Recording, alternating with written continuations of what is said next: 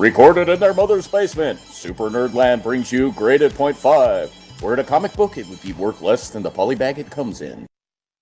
Hey everybody, welcome to Graded Point 5. I'm your host Jason, and with our glorious new sound equipment are Dick and Evan.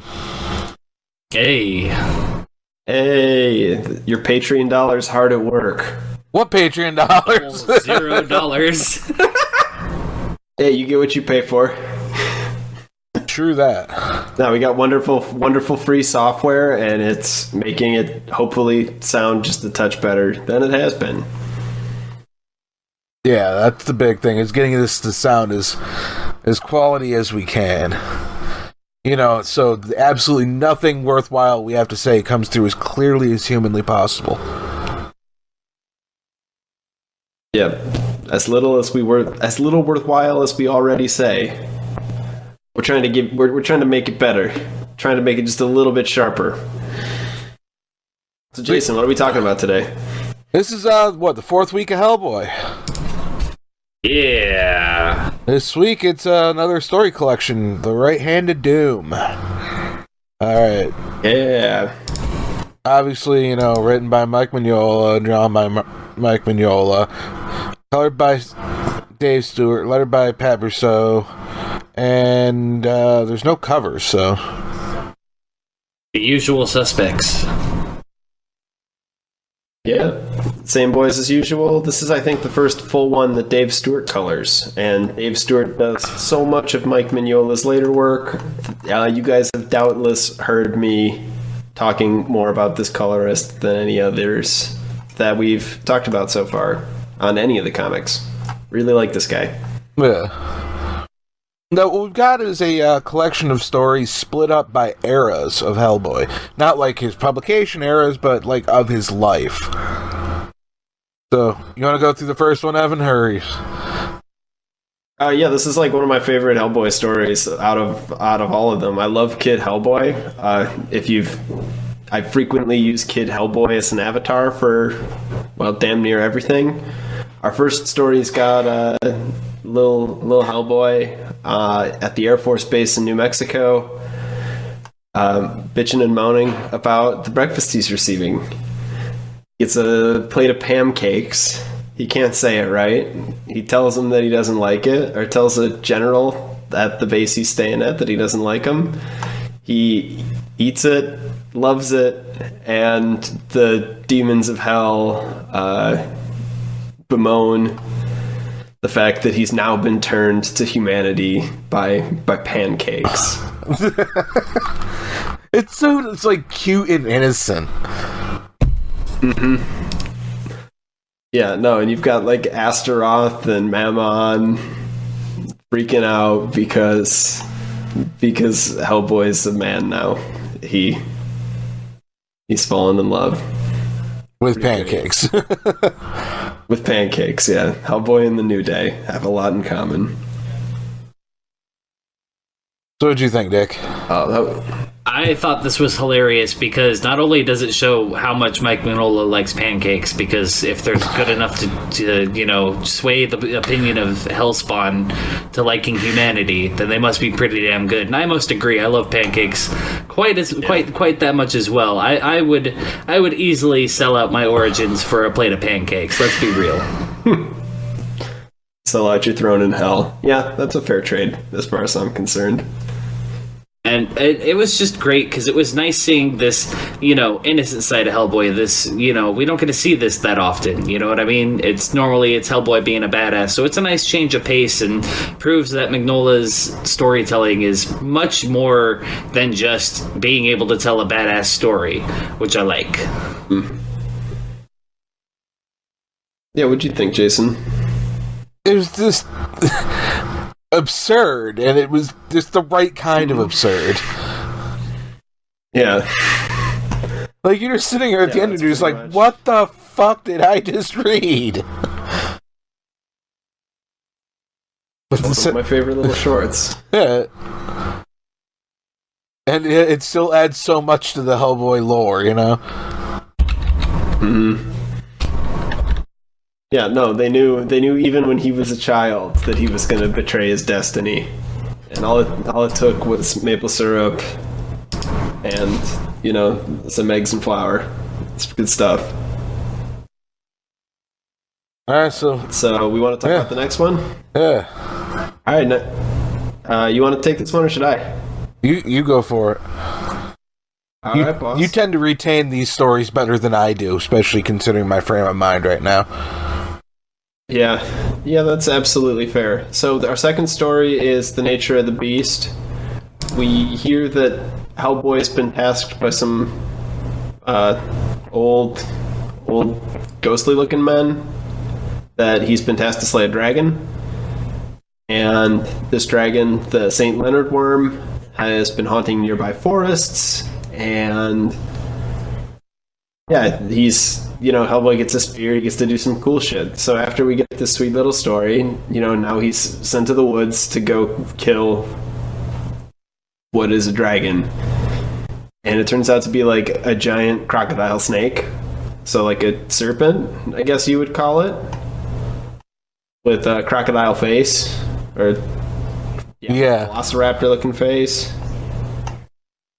And the thing ends up killing itself on a stone statue that it pins Hellboy on. Whoa! Fun little story. Did Dick die? No, I'm still here. Oh, weird. This Fiend phone will pull you out of the listing if you don't talk in such a long time. Weird. Oh no, I had to mute. I was coughing. Oh, so it completely removes you from visibility when you're muted. Yeah, we learn more about technology every day. Look at that, we're learning things. Yeah, again, we get what we pay for, which is a whole lot of nothing. But these programs make us sound great, so pretty happy with Fiend Phone here. Yeah, you'd almost think that like we're all in the same room. It's a really good feeling. Yeah, it's really natural talking on this thing, I'm not gonna lie. Also, we don't get paid by Fiend Phone and a phone, in case anybody's wondering, it's free software. Like, they don't make any money off it. Yeah, they're good guys. Try them out. Yeah, that's pretty much the end of the story. Second story, though. Hellboy kills a dragon, or a dragon kills itself, and Hellboy's there for it. Sound about right? Oh, I like the little bit. Yeah, pretty much. The little bit at the end with the flower popping up. The lilies, yeah. Going back to the original mythology. Yeah, that might come back later. Oh, interesting. Really? Yeah, just saying. That might come back later. Our next story, King Bold. I honestly don't remember this one very well. Oh yeah, it's I remember the Wild Hunt one. Yeah, I remember this one. Yeah, you want to take it? I know how much you love the Wild Hunt. All right, so Hellboy gets called to Norway to help investigate local mythology, and it turns out the guy that called him there is waiting for King Vold of the Wild Hunt, the Flying Huntsman, who comes. Hellboy literally just goes, I'm going to end up having to fight this guy, aren't I? I mean, it's that kind of obvious. Yeah, his poor guy doesn't know what's going on. Knows what's going on, but isn't super honest. Yeah. So King Vold shows up in the mists and says, "Oh, are you willing to face me? Would you perform a service to me and hold my dog?" So Hellboy has to help hold the dog. Except for it's not a dog, it's a werewolf thing. And he starts mauling up Hellboy. Then it's not a werewolf, it's a Norse berserker. That looks like a werewolf. Yeah, a fun little tale. Hellboy gets mauled. Yep, and then King Vold goes, "Okay, you've taken care of the dog. So, you want this gold, right?" And starts spitting out gold. And the dude goes to catch it and it eats through his hand. So there's gold, but he can't touch it. And instead of becoming a big old scholar, he becomes a beggar in Copenhagen. Yeah. Yeah. Yeah, that's a fun little story. I really like the sort of like the Hellboy stories where he's interacting with mythology creatures, and I really like when those mythology creatures do the same sort of shit that they do actually in their mythology. I feel like in a lot of stories they like steal a figure from mythology and then don't just like they don't just insert their characters and make it feel like their character is part of the other guy's story. It feels more like the other way around. In this one, the mythological creatures still really powerful. Really enjoy that. And it spreads the mythology of the Hellboy world, really.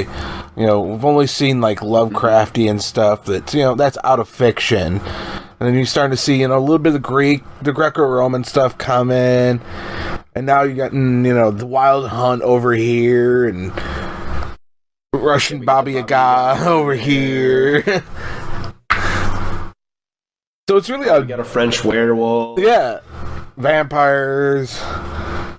Old gods. So it's a really complex world.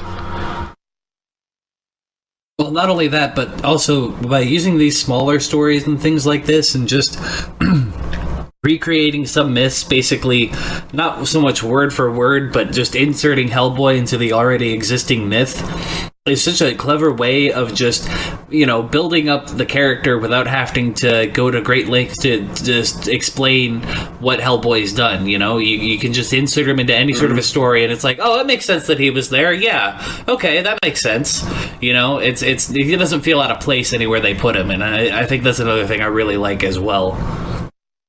Hellboy hanging with Fae and fairies, yeah, I guess that makes sense. Yeah, Hellboy drinking with skeletons, yeah, that makes sense. You know, like, you put him anywhere, and provided there's something supernatural going on, or vaguely mysterious, he's a good fit. And this story in particular illustrates that. We want to talk about the Japanese myths and them showing up in Hellboy? Yeah, that was interesting. Yeah, so in our next story, Hellboy's hanging out at like a Shinto shrine in Kyoto, 1960s. And Japanese fellow summons him to drink at a dilapidated shrine, or at a dilapidated house. And he, you know, hangs out with all of the strange ladies and gentlemen there.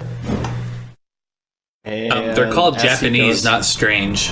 Well, these gentlemen and ladies are strange for other reasons, not because they're Japanese.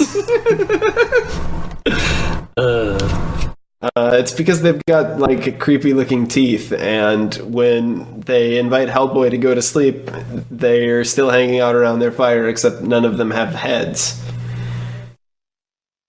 So we get a little story where Hellboy then ties all of the bodies with no heads and drowns them in a river. And the heads get mad that Hellboy's taken their bodies. And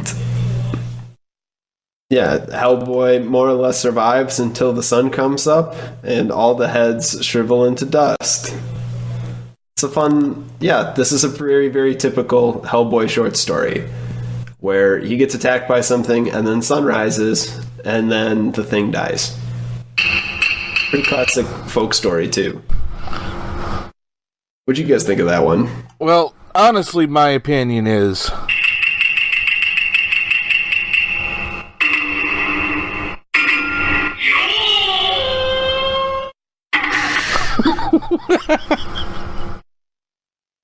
I have to say, one of the things I find interesting about this is he wanted to do this story for a while, but he didn't want to be disrespectful to the country because he didn't know what it was like there and stuff. So he put off writing this until he got more information about Japan and everything. And I just appreciate that about him, is that he goes out of his way to go do research and make sure he knows what he's talking about.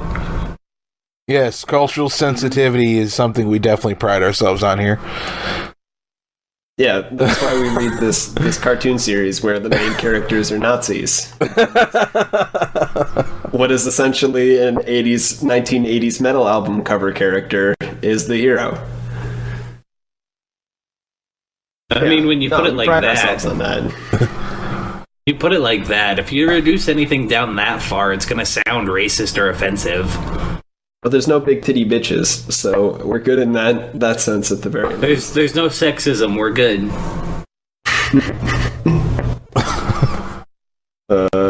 Quality podcasting. Yeah. Yeah, what you I mean, I don't know what else you expected out of me. This is why you invited me here to come do this. Not gonna lie. Like the first time I read this story and the head started floating around, I had flashbacks to Symphony of the Night. Yeah. Yes. Yes. Fuck Medusa heads. Yeah, this actually reminded me of a short story I read when I was a little kid about like a girl with a ribbon around her neck, and when they untied the ribbon, her head flew off. So, yeah. Not really sure how that's related. Giving your children mentally yeah. scarring images. That's a great idea. Good parenting. But yeah, now that I'm like almost 30 years old, I still remember that, and it still terrified me. So good job, Hellboy, making me dig up that lovely memory. But seriously, good job, Hellboy, making me dig up that lovely memory. This is scary. Now I've got some high-quality nightmare fuel I haven't had in maybe 20 years.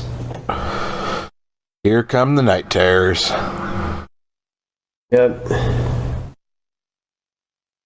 Evans is going to take some sedatives at the end of the show and curl up in a ball. Nah, dude, I'm drinking like 6 cups of coffee right now. I'm gonna be lucky if I fall asleep before like 6 a.m. Be up all night, binging on coffee and afraid of a girl whose head falls off when you untie her scarf. Oh, this is a bit of an aside, but Daryl alerted me to something Mike Mignola related that I did not know existed. Oh yeah? The pilot for The Amazing Screw-On Head. Oh, the show? Yeah. When was that made? 2006, I think it was, for Sci-Fi. Oh wow, okay, I need to maybe check that out again. I remember watching it when I was like obsessed with the Hellboy cartoon movies. But need to take a look at that. It sounds really cool. Yeah, they released it on DVD. I don't know. Daryl didn't even remember. But yeah. Well, I'll have to check that out and then tell you guys how awesome it is, like every other thing that Mike Mignola does. Right. When I eventually watch it, probably in the next week, now that I know it exists. Yeah, I thought that would have been a really neat show. That was a little less like okay, Hellboy's not very self-serious, but that was like even less self-serious. Yeah. It's just kind of off the wall. Mm-hmm. Well, I mean, the lead character is pretty. I don't even know how to describe it. Like, yeah, off the wall, like the Crypt Keeper, except not the Crypt Keeper. Pretty much how I would describe him. Yeah, I need to get my hands on a copy of that. Alright, on to the next story, you think? Yeah, on to the next story. Let's talk about this one that I definitely don't remember that much. I remember it good enough, I'll take it. So it's called Goodbye, Mr. Tut. And he's a medium who, was found out to be a fraud with his power, dwindling eventually and is, discredited. Well, turns out he's, attached to some kind of squiddy ectoplasmic entity that's turned him into a husk, but it can't fully manifest in this world. So Hellboy's like, well, I got something for this. Pulls out a fucking plant. And he's like, oh, got a match? To the chick brought him here. They try to set it on fire, but the Lovecraftian horror, of course, grabs Hellboy. A last-minute save, burns the plant, and the beast retreats and turns the host into a big, lumbering, glowing thing that just busts into pieces. And the end. Like a ceramic pot, like a terracotta pot shattering under heat. He explodes into a million pieces. And my favorite part about this is Hellboy's apology, where he's like, we got rid of that giant eldritch horror coming out of your master. That's what really mattered. And his assistant's like, yeah, sure, I guess. I think another one of my favorite parts about this too is it's a good lesson in don't share your ectoplasm with the old gods, because you will explode and die. Mm-hmm. Yeah, like that's the lesson everybody should take away from this, because just don't fuck with your ectoplasm, man. Just don't do it. Yeah, if I learned anything from the Call of Cthulhu D100 RPG series, it's don't fuck with anything that can cause you to come under total madness. And usually unnameable eldritch tentacled horrors are a pretty good way to go completely mad. And insane. Yeah, and or shatter into a million pieces. Just don't fuck with the old gods. Yeah. Unless, of course, you're going to worship Nyarlathotep, in which case, maybe talk to the old gods. I hear that guy never lies. I hear he's definitely not a cheater and definitely doesn't want your soul. That's what he said.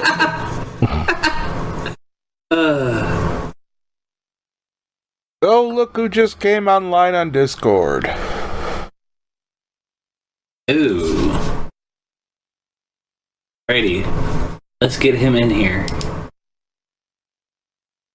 Well, you work on that while Evan and I work on the next story. Yeah. Our next story is called The Varkalak. It's a vampire story.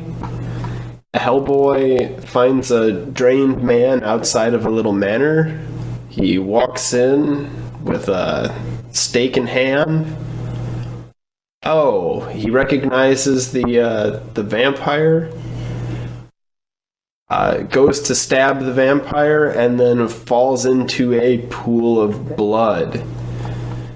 He goes on this little vision quest with red clouds and an evil vampiress, and he's told that there will be an even bigger vampire coming for him.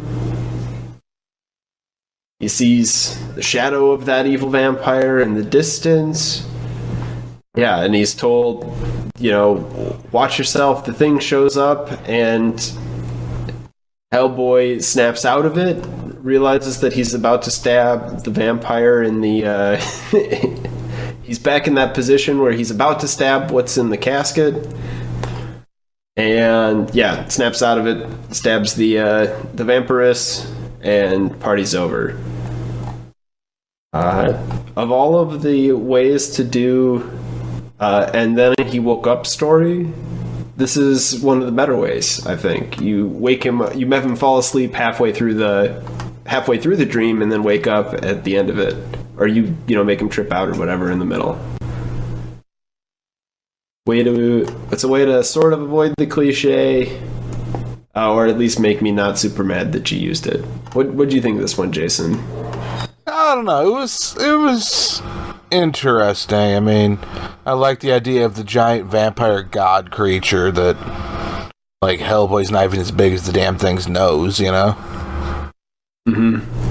Would have been interesting to see that not as a vision, but yeah. Yeah, definitely agree with that, but I also like that, I feel like a lot of stories with vampires only really pay lip service to, the sort of vampire hypnotic gaze concept, and this one actually plays with it in a way that isn't just like some dude gets frozen or becomes a thrall.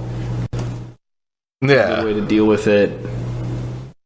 Like if I was writing a D&D game and I wanted somebody to fight a vampire, this would be a really cool way to fight a vampire, right?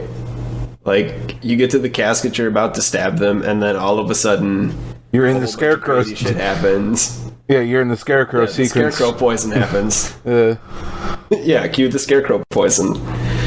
And you got to go find the bat signal. Yeah, gotta find your talisman or whatever in the dream and realize it's a dream. And then he woke up. Yeah, well, he woke up like stunned with a stake in hand, trying to break the manipulation effects of staring into a vampire's eyes. I think it's one of the more fun ways I've seen illustrate that. But now I'm just talking in circles. Yeah. I think, wasn't this the one that was originally done as a newspaper strip style story? I don't actually know. I would have to... I'm turning back pages. Yeah, this was done in Sunday newspaper strip format for Dark Horse Extra. Okay, but he redrew it. Yeah, I would be interested to see how the newspaper strip format one looked.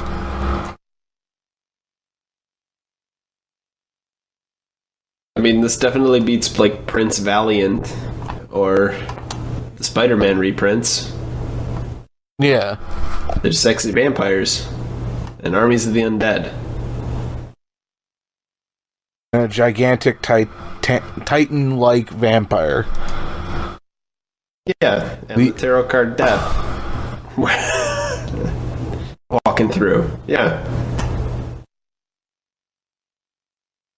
I like the idea of a giant vampire homunculus. I feel like that could be a pretty fun villain. Roll 2d6 sanity, go.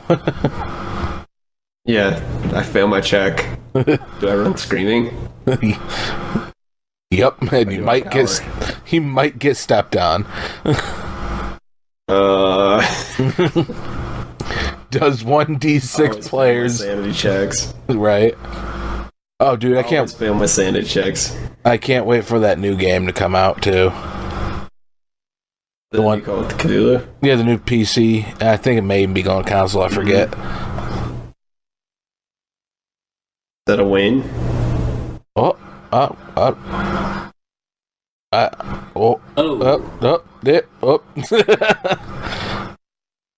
I see him in here, but I don't see him in here. Oh God. He muted, maybe?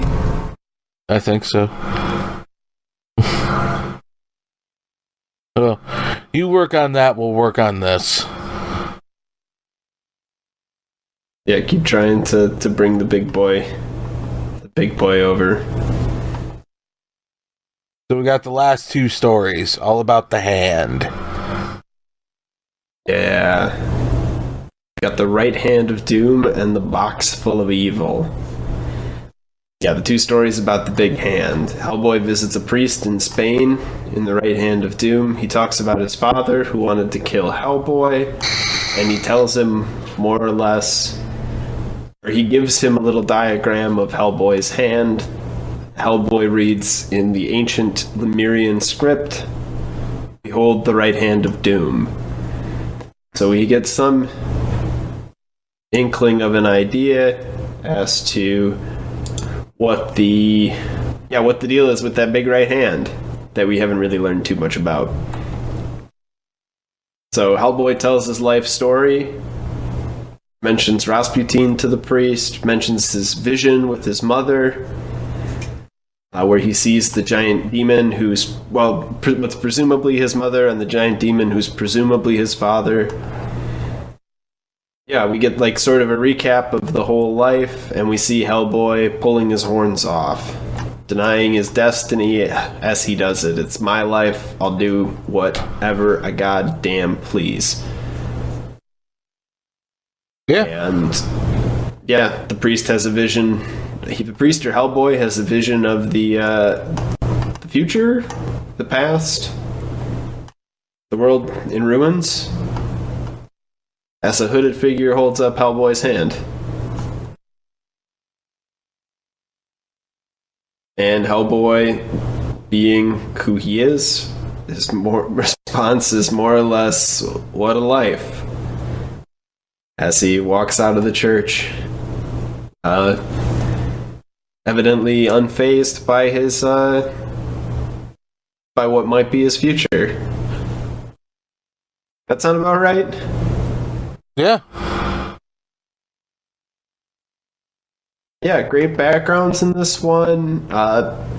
Great little scene, particularly the one where the hooded figure holds the hand of doom, and we get a really stylized set of images here. Yeah, of the life recap. My favorites are particularly those with Rasputin, because I love seeing a crazy Russian, and I like seeing zombie skulls. And I get to see both of those when Hellboy, punches him and he's consumed with fire. Yeah, I mean, this is like a really good one of those jumping on points where people can just like get the quick and dirty of it all. I mean, it's interesting. Yeah. Was this in like Dark Horse Presents, or I can't honestly remember? I think one of those. Yeah, it's a Dark Horse Presents. So yeah, that's a perfect jumping. So yeah, that's the perfect jumping on point. Is if you're not somebody who's read Hellboy and you were reading the 1998 Dark Horse Presents annual, yeah, that would be a pretty good jumping on point. I'd definitely be interested in this series. Seeing this short little recap. Although I'd be mad that there's like no real action. But I'm also assuming I would be me in 1998, who would have been an 8-year-old. And not particularly patient. Yeah, but it would have been a real good hook to make you want to go back and buy the back issues. Yeah, me as an 8-year-old, no. Me now, yes. Me now would be like, this looks awesome. I'm seeing all these Let's see, colors. 98, I would have been 13. Yeah, I'd have been bugging my... Would you have been old enough? Yeah, I'd have been bugging my dad. I'd be like, Dad, you need to go back and get me some more of this shit. Yeah, we're gonna go hang out at the comic shop for an hour. Wait, okay. Yeah, we're gonna go hang out at the comic shop for an hour. I'm gonna pick out the ones that look like they got the coolest pictures in them, and we're gonna get those. Okay, Dad? No, the color progression in this is fucking awesome, though. I'm just noticing this now. Where Hellboy's past, yeah, we get the classic sepia tone, but then his visions are blue. His fight with Hecate green. His visions of his future are orange. And then we slip back into the black and Hello. white. Whoa. Oh, Jesus Christ. It worked. I'm turning myself down. Okay. Hello, welcome. All right, we got a Wayne. It was on, but it wasn't on. It had a chance, but it had no chance. So yeah, wait, we've decided, since we're going to be recording this through XSplit anyway, we're just going to go ahead and fucking stream it. You mean we're live? Hold on, I gotta comb my hair. Wait, we're live? I gotta comb my hair. I gotta look handsome. You literally... I took a shower.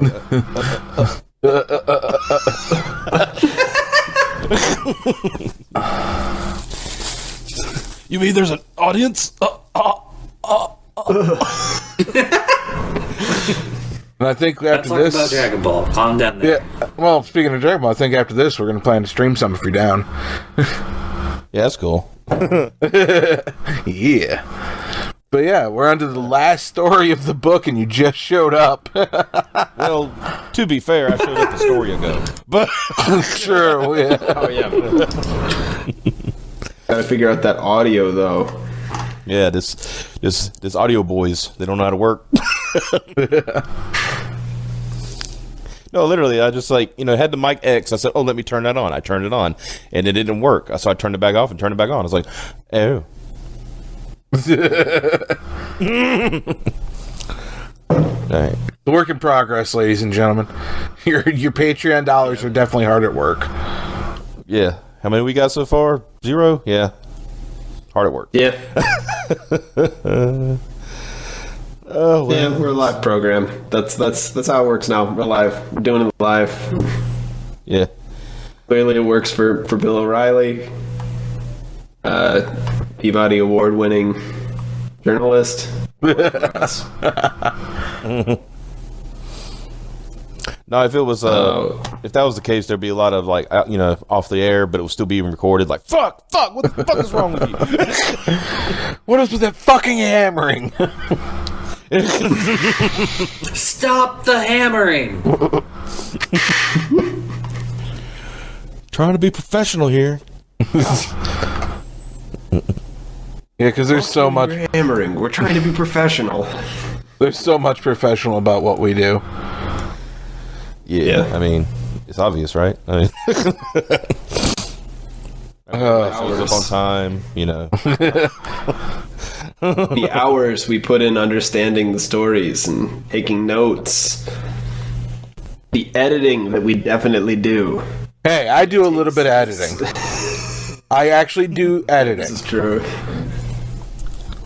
The editing that He has to put the intro and he has to put the outro in it, That's about all the editing he really does. It's about all the editing we really need, to be fair. Yeah. I mean, what else is he going to go edit? Dead air? I mean, that's just stupid when you get down to it. Like, there ain't that much dead air, so. Guys, come on. Let me create the veil of dishonesty that I know everybody thought that we were really hardworking. I will admit, though, we do need to make some sort of Patreon dollars because my XSplit fucking subscription is going to come up soon. Oh, no. And if we could subsidize that, it'd help. I mean, I'm definitely going to... Yeah. I would say that's good because I don't even have an XSplit subscription. So yeah. I'm going to renew it either way as long as I can get it for a relatively sane price. Yeah. All right, so now that we're done shilling, do we want to talk about this last story? Oh, who cares about stories? Yeah, it's a comic book podcast. Let's just talk about Black Panther like every other comic book podcast. Oh, God, yeah. Oh, we may cover that. Don't worry. But we're God, no. No, we can't cover it. We're all white. Well, no, that's the thing. I want to do it and be a prick about it and does not once bring up race. Oh, true. Oh, wait a minute. Since I sound black, I'm allowed to talk. No, nope. Yeah, we're going in colorblind, dude. We're gonna judge the movie on its merits. Holy shit! What a novel fucking concept. That's not fair. but how can I tell everybody that Wakanda was taken from the black peoples?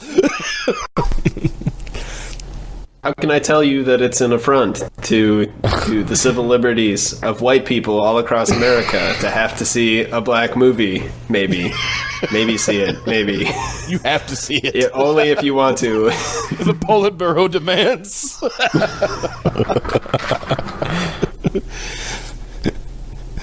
Look, first You will the not white understand. people- Wait a minute. You will not understand the plight of the African American person until you watch this fictional movie about a fictional country. Look, it's a card-carrying KKK member. Oh God! I can't afford to go see this movie. Back to Hellboy. This is what you come here for. This is holy shit. Yeah, no, lots of dumb shit with Black Panther. Thankfully, we're above all that. Yeah, Besides making dumb jokes about it. and that's the thing. We joke about it, but that's it. We don't really give a flying fuck otherwise. What do I, if you ask me what I expect from it, I expect a decent Marvel movie because they usually do decent movies. So, And they've got good actors. yeah.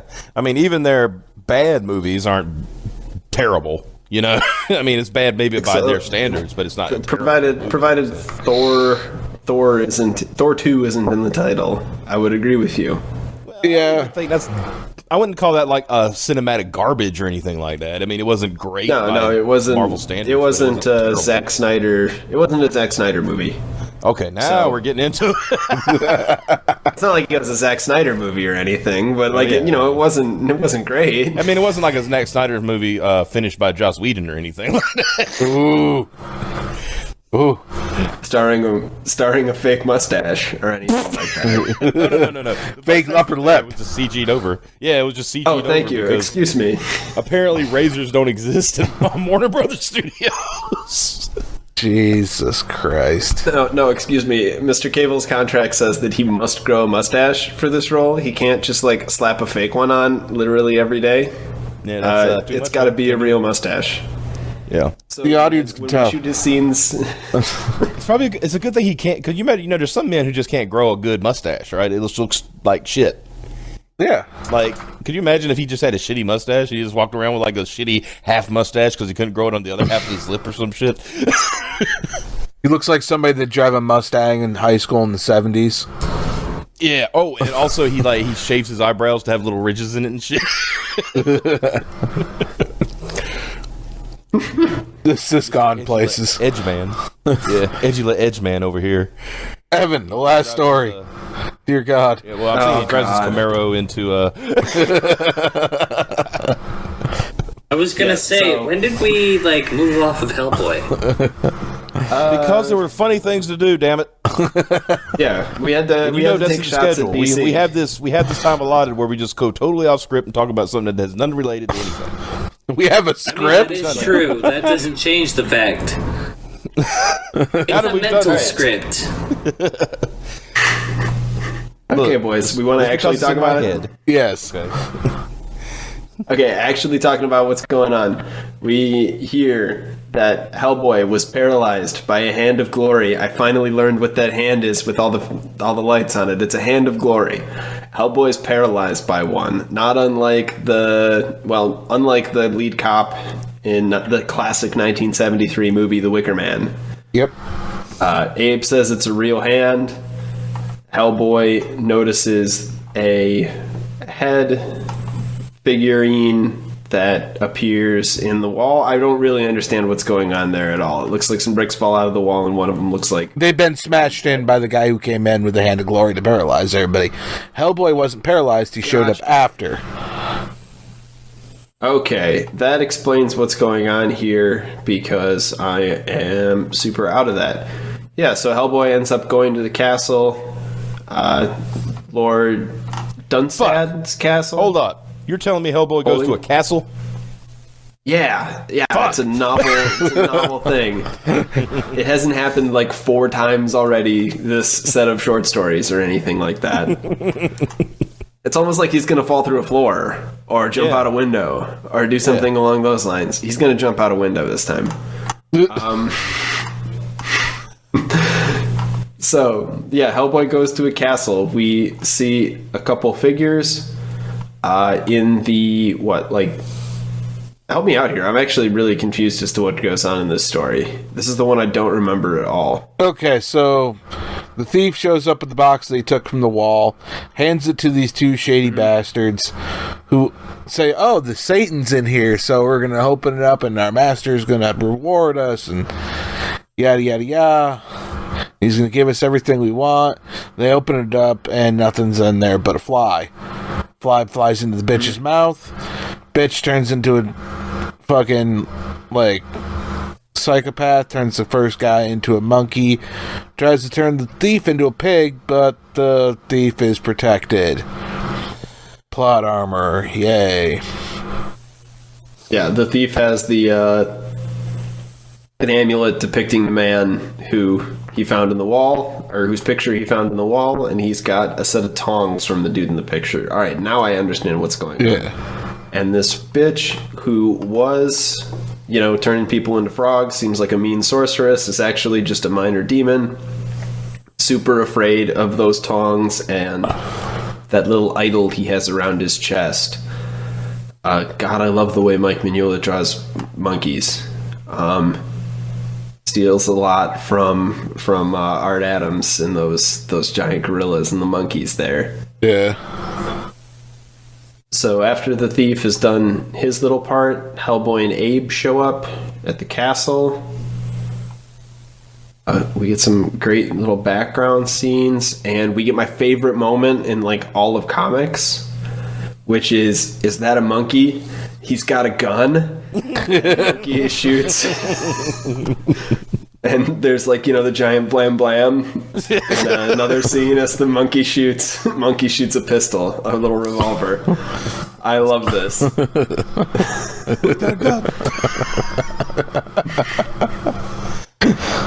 It's such a great action shot. Like, Abe, you get the full upper body, full upper torso. Hellboy, close up on the face. He's got a gun.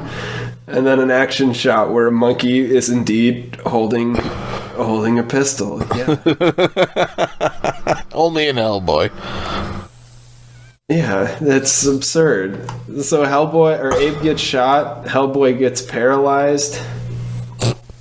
How does Hellboy get paralyzed? The guy knows his name. Yeah. He's a demon, so if you know his name, you've got power over him, and the thief knows his name. So yeah, Hellboy's paralyzed. The older lady is impressed, but suggests that he doesn't call up that which he can't put down. And yeah, manages to make Hellboy go Demon Prince mode. A little crown even appears above his head that the dumb little minor demon steals.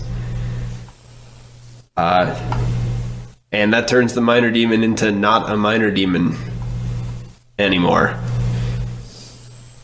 What happens next, Jason? Abe wakes up in a cell with the monkey who has a branding iron, starts branding Abe, and the dude is beating the shit out of Hellboy with the tongs. And the demon, now looking bigger and badder, goes, "You know what? Stop doing that. We need to take his hand off before we kill him, or the hand will be completely useless to us." And the hand, of course, is those tongs into a giant sword. Yeah, and the hand, Jason? The hand, of course, being what's going to let loose the Agdru Jihad and turn everything into fucking ruination. Yeah, and release Hell's armies on Earth and all that good stuff. So after Hellboy gets the shit kicked out of him, he wakes up in a dream at the roots of Yggdrasil. And he has a conversation with one of the little fae we've met earlier. And he asks Hellboy what his name is. And Hellboy says, "Well, my name is Anungun Rama. That's my name as a demon." And the fae says, "That's just words. Is that your name?" And Hellboy says, "Well, no, that's not my name. And since it's not his name, it doesn't have power over him. Since he's, doesn't think he's a demon, it doesn't have power over him." He ends up breaking this dude's sword, the sword that was going to cut off his arm with his arm. And, Abe fights off the thief, he turns into a lizard, and Hellboy stabs this motherfucker with both of his horns. Pries him off his head, they've regrown, full demon mode, and snaps it right into the dude's gut. Throws him out a window, and jumps out the window to catch the fly that flew into the woman's mouth. And then I think he meets Astaroth here at the end. No, that's the saint that fought off the demon the first time and put it in the box. Oh, and the image later in the chapter, he looks like the Astaroth from the beginning, the pancake story. But yeah, whatever. Well, it might be. Whoever this guy is, he puts the demon back in the box, and he says, "In hell, I'll keep your crown in hell for you."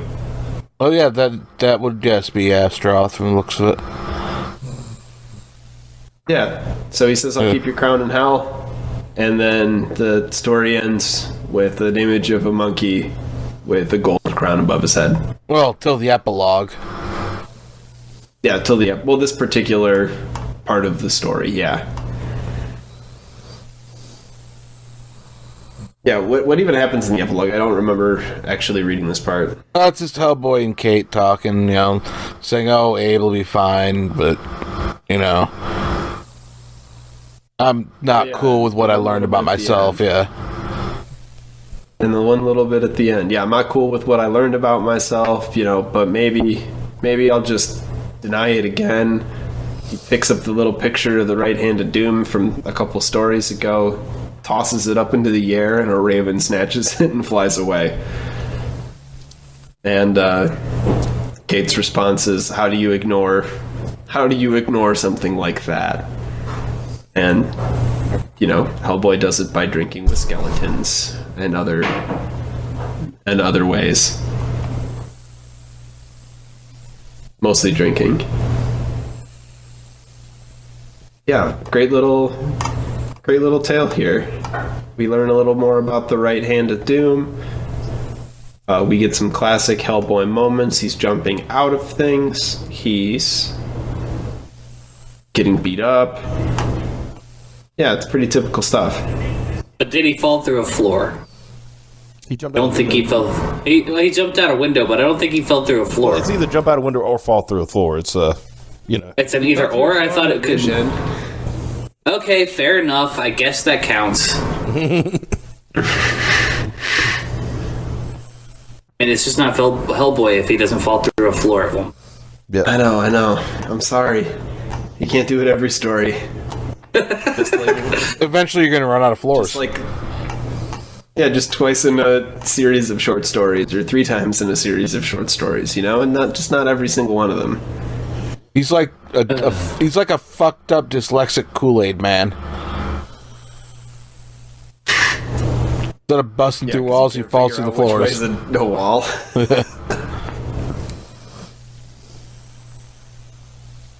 No, that works actually.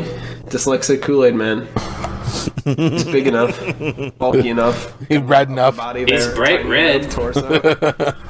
He's bright red. He goes through the walls and the other way instead of going inside. He goes outside, and it's always on a 3rd-story building or some shit. And instead of "oh yeah," he says "oh no" or "oh crap."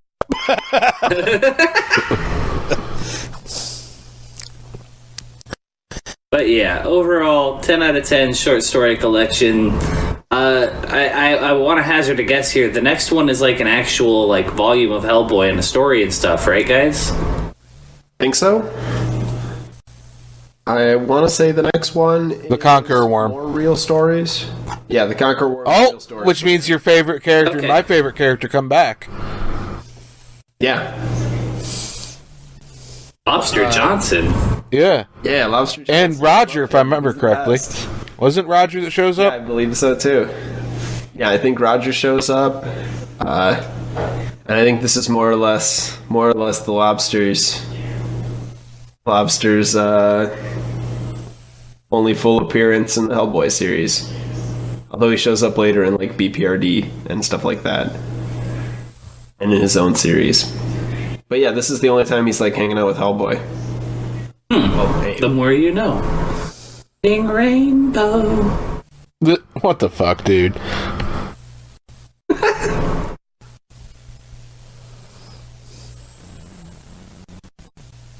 Yeah, so this has been an enlightening episode. What did you think, man? What was your favorite story? Well, you can't go wrong with is that a monkey? He's got a gun. So I just got that by default.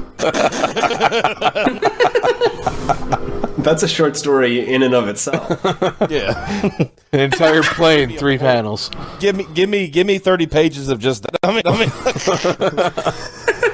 just Abe and Hellboy going through a bunch of rooms and finding monkeys with guns. I've got a Lobster Johnson story for you then.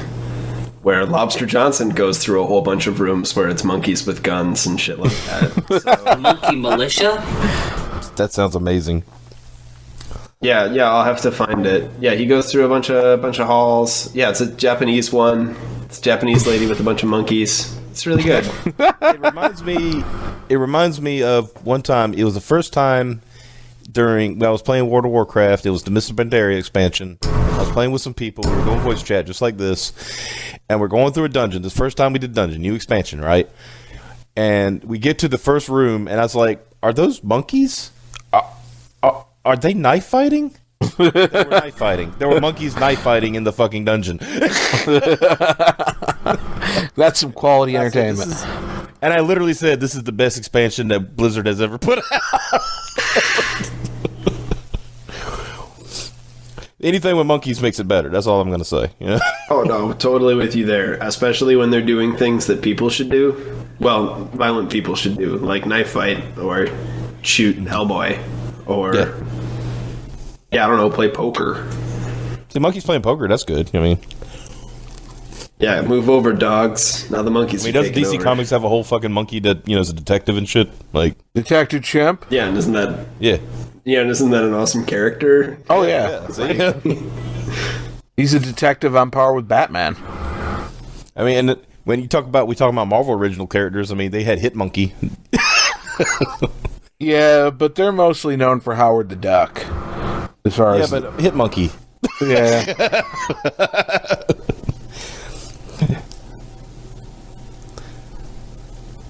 It's funny that the most feared assassin in the world was a monkey. That's why does having something be a monkey make it like 5 times cooler? Dude, I love JL Ape. I don't know what you're talking about. I think the reason that it being a monkey makes it cooler is because they're so close to being humans, but not. It's like, damn, monkey. Yeah. You know what I mean? Well, and another thing about monkeys. This was in the Justice League Unlimited series when you find out Gorilla Grodd's big plan. His big plan for the secret society that he had brought all these supervillains together for was to turn everybody in the world into an ape. Yeah. He's tired of being alone. He had a whole fucking city. I know. He wants no, it's like, that's not even, that motivation doesn't even make any sense. Okay, I've got an entire city full of my people. Okay, so I'm not alone. I want the rest of the world to suffer like me. Dude, you're pretty awesome. You're a psychic gorilla. You want the rest of the world to be psychic gorillas? Like, that's why you can't just be the king? At the end of it, the best thing was when Lex Luthor stands up and goes, "I was going to wait a couple more weeks to do this, but come on, monkeys."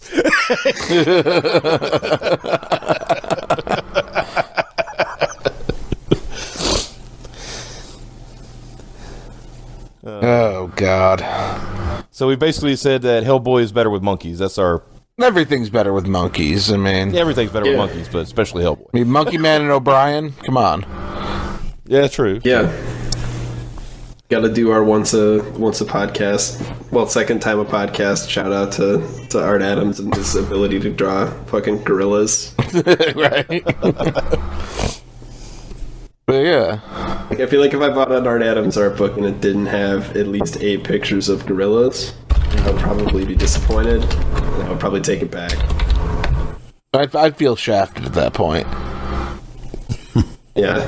No, I would buy the book that's specifically titled Art Adams Draws Gorillas, and I'm pretty sure that that's a published book. Don't quote me on it, but if it's not, get on that shit, Art. I know you're a genius.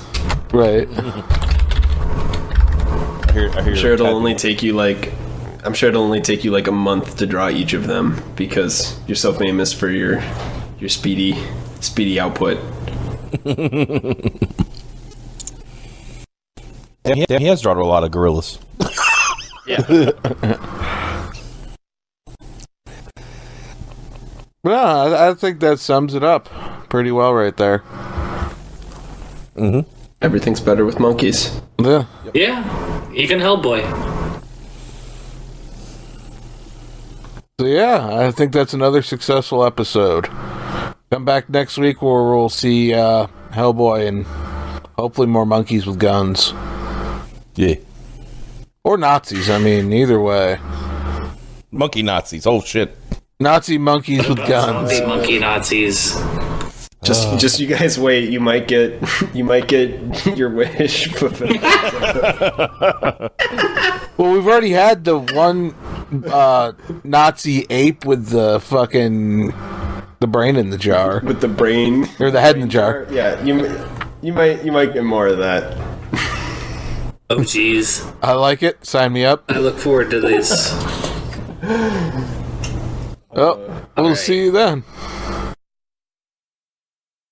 Hey, this is Jason. This here to say, if you enjoyed the show, spread it around on social media, and follow our social media presences on Facebook and Twitter, both at graded.5. Just spell the whole thing out.